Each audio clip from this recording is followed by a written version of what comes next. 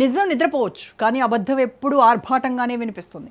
Asia ఖండంలోని అతిపెద్ద engineering అద్భుతం అన్నారు. కొండలను పిండి చేసి కృష్ణమ్మను ప్రకాశం గడ్డపై పారిస్తామన్నారు. పైలాన్లు వెలిసాయి, రిబ్బన్లు తెగాయి, ప్రాజెక్టును జాతికి అంకితం చేసేశామని మైకుల్లో హోరెత్తించారు. కానీ ఆ భారీ సొరంగాల లోపలికి వెళ్తే వినిపించేది కృష్ణమ్మ గలగలలు కాదు, అసంపూర్తిగా మిగిలిన కాంక్రీట్ పనుల చప్పుడు. అంకితం చేసిన ప్రాజెక్టులో ఇంకా సిమెంట్ పనులు ఎందుకు జరుగుతున్నాయి? నీళ్లొస్తాయని ఊరు వదిలిన నిర్వాసితులు నేడు అనాథల్లా ఎందుకు మిగిలిపోయారు? ఈ నెల 25న ముఖ్యమంత్రి చంద్రబాబు నాయుడు వెలిగొండ రాబోతున్నారు. ఈ పర్యటన వెనక ఉన్న అసలు రహస్యం ఏంటి? తెర వెనక దాగిన ఆ చేదు నిజాలను తెలుసుకోవాలనుందా? ఇంకెందుకు ఆలస్యం, అసలు స్టోరీలోకి ఏంటి వెళ్దాం.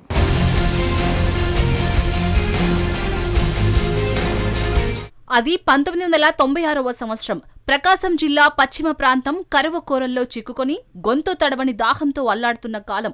నాటి ముఖ్యమంత్రి చంద్రబాబు నాయుడు వెలిగొండ ప్రాజెక్టుకు పునాది వేశారు.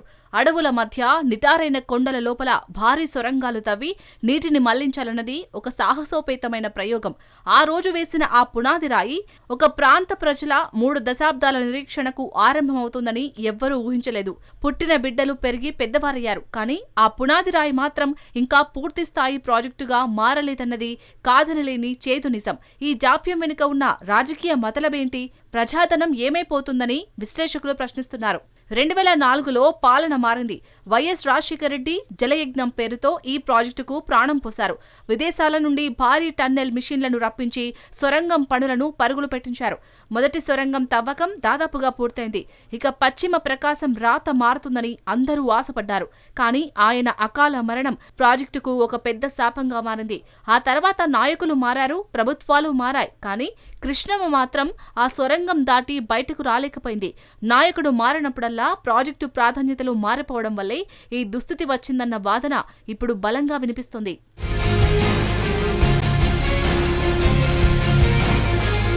2024 మార్చి నెల ఎన్నికలకు కొన్ని రోజుల ముందు మాజీ ముఖ్యమంత్రి జగన్మోహన్ రెడ్డి వెలిగొండ 2వ సొరంగం పూర్తయిందని బాహాటంగా ప్రకటించారు.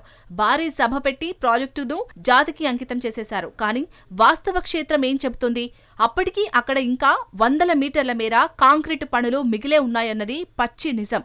పనులు పూర్తి కాకుండానే పూర్తయింది అని చెప్పడం వెనుక ఉన్న రాజకీయం ఏంటి?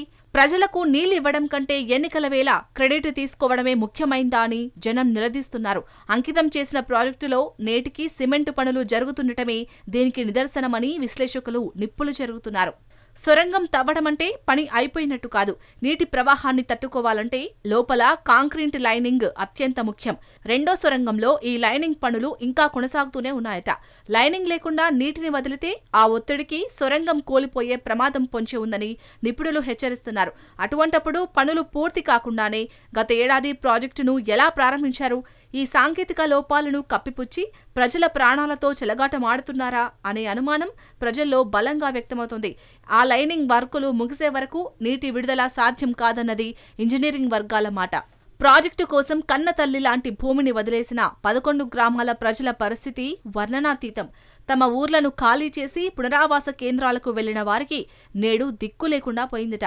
మా ఊళ్లను ముంచేశారు, మా జీవితాలను చీకటి చేశారు అని వారు రోదిస్తున్న తీరు గుండెలను పిండేస్తుంది.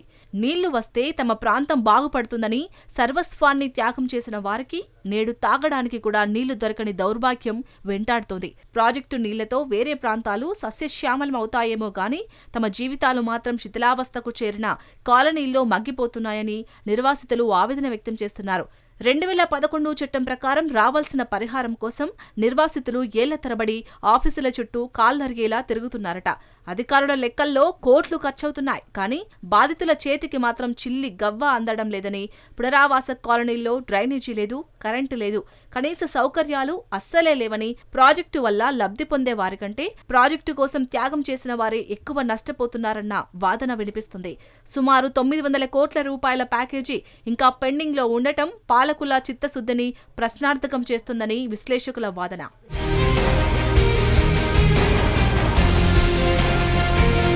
ప్రకాశం జిల్లా ప్రజలకు వెలిగొండ అంటే కేవలం సాగునీరు కాదు, అది వారి ప్రాణవాయువు. ఫ్లోరోసిస్ వల్ల వేల మంది కాళ్ళు చేతులు వంకరపోయి చిన్న వయసులోనే ముసలివారిలా బతుకు భారంగా వెల్లదీస్తున్నారు. స్వచ్ఛమైన కృష్ణా జలాలు వస్తేనే ఈ శాపం నుండి విముక్తి కలుగుతుంది. కానీ ప్రతి ఏటా ఇలానే ప్రాజెక్టు ఆలస్యం అవుతుంటే మరో 100 మంది ఈ మహమ్మారి బారిన పడుతూ మంచాన పడుతున్నారు. పాలకులు మారుతున్నా ప్రజల గొంతు మాత్రం ఎండిపోతూనే ఉంది. ఇది లక్షలాది మంది జీవితాలకు సంబంధించిన అత్యవసర సమస్య అని విశ్లేషకులు హెచ్చరిస్తున్నారు. వెలిగొండ ప్రాజెక్టు ప్రతి ఎన్నికల్లోనూ ఒక ఓట్ల వేటగా మారిపోయింది. ఒకరు తామే శంకుస్థాపన చేశామని గప్పాలు కొడితే మరొకరు తామే పూర్తి చేశామంటూ డబ్బాలు కొట్టుకుంటారు. కానీ వాస్తవంగా నీళ్లు ఎప్పుడు వస్తాయనే ప్రశ్నకు మాత్రం ఎవరి దగ్గర సమాధానం లేదట. ఒకరి తప్పులను మరొకరు ఎంచుతూ కాలయాపన చేయటమే తప్ప చిత్తశుద్ధితో పనులు పూర్తి చేసే నాదుడే కరువయ్యారని, రాజకీయ క్రెడిట్ కోసం సాగుతున్న ఈ చదరంగంలో ఓడిపోతున్నది మాత్రం ప్రకాశం జిల్లా సామాన్య రైతు మాత్రమేనన్నది నిర్వివాదాంశం.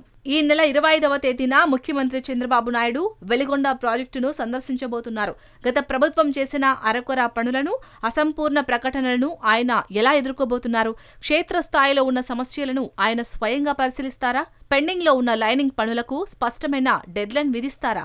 నిర్వాసితుల కన్నీళ్లు తుడిచేలా పరిహారం నిధులు వెంటనే విడుదల చేస్తారా?